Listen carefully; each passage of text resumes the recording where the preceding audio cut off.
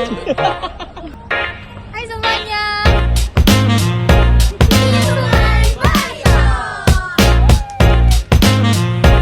Hai semuanya, perkenalkan, nama aku Areta.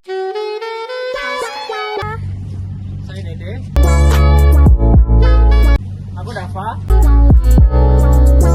Aku Huda. Aku Aja. Aku Ira. Aku Maisi. Aku Faris.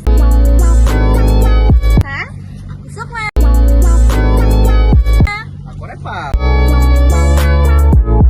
Dan kita lagi ada di tepi Sungai Barito.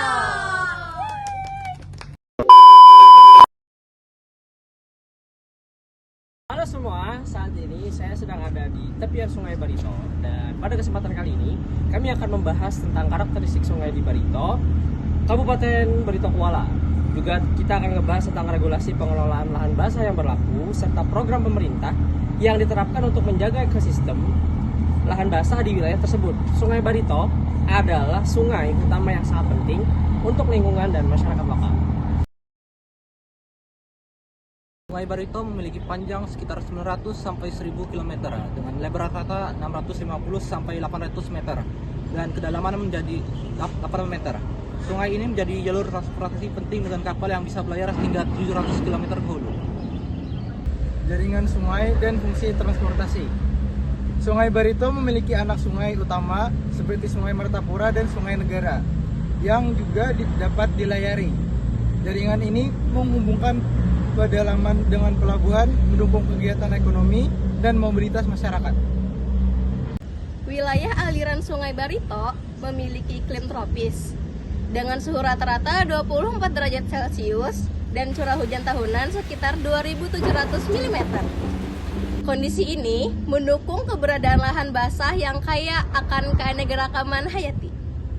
Ancaman dan dampak lingkungan, konversi hutan menjadi perkebunan kelapa sawit dan karet menyebabkan sedimentasi yang meningkat dan hilangnya tutupan hutan.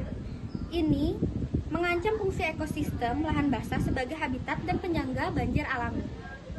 Regulasi utama di Indonesia yang mengatur lahan basah meliputi Undang-Undang Nomor 32 Tahun 2009 tentang Perlindungan dan Pengelolaan Lingkungan Hidup yang mengatur analisis dampak lingkungan dan pengelolaan kawasan.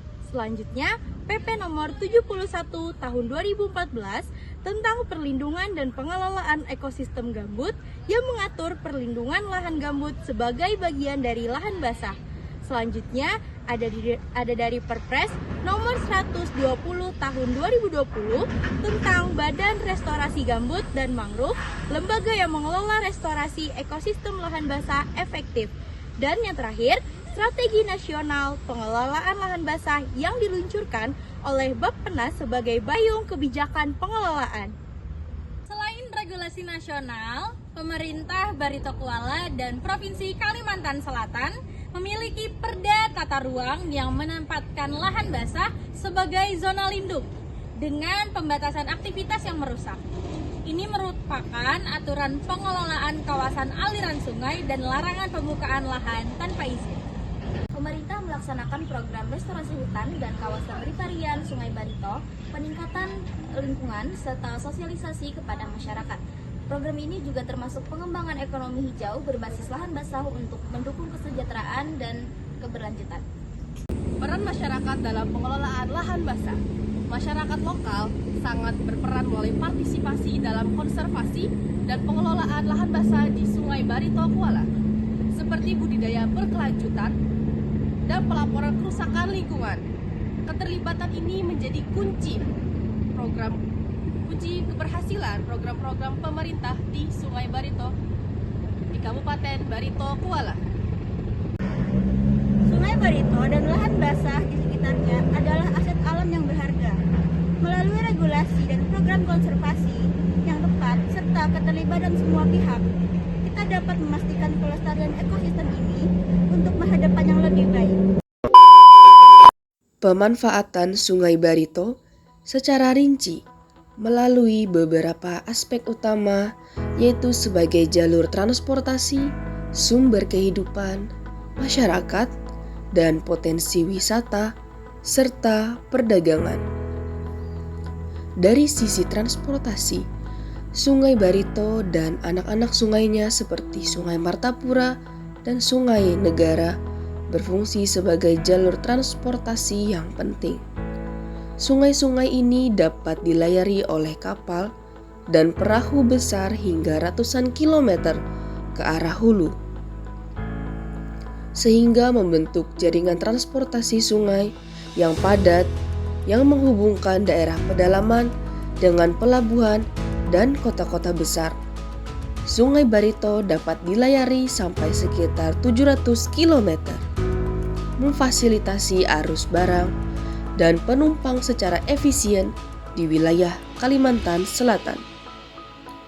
Dari sisi ekonomi dan perdagangan, Sungai Barito menjadi urat nadi perdagangan yang historis dan modern.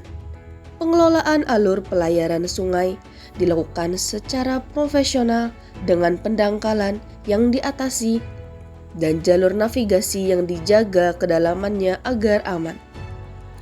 Sungai Barito juga menjadi alur berbayar yang dikelola oleh perusahaan patungan antara pemerintah daerah dan pihak swasta, menjadikan alur ini sumber pendapatan daerah sekaligus mendorong perekonomian lokal melalui transportasi dan distribusi barang seperti batu bara. Kemudian yang terakhir, pariwisata dan budaya. Baru-baru ini Sungai Barito juga dikembangkan sebagai destinasi wisata terdepan di Kalimantan Selatan untuk memperkuat ekonomi berbasis pariwisata.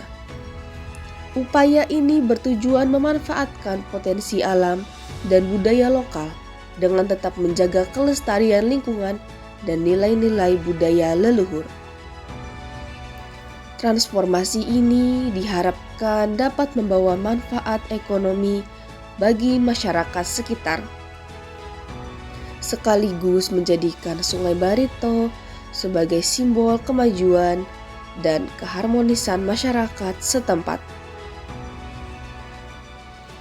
Sungai Barito digunakan sebagai jalur transportasi utama, pusat perdagangan yang menopang ekonomi daerah, serta destinasi wisata yang dikembangkan secara berkelanjutan dengan pengelolaan perhatian pada aspek ekologis dan juga dari aspek budaya.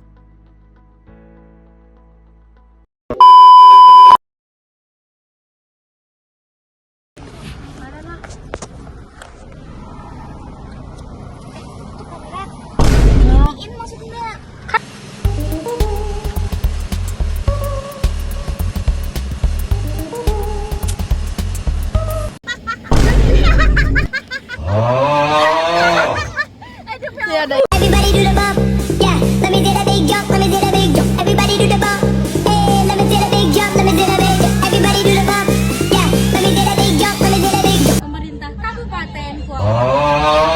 Dengan lebar rata-rata 800 ya, bilang lagi. Regulasi Barito, peningkatan salah Wilayah arid. bukan ini baru dibaik ya.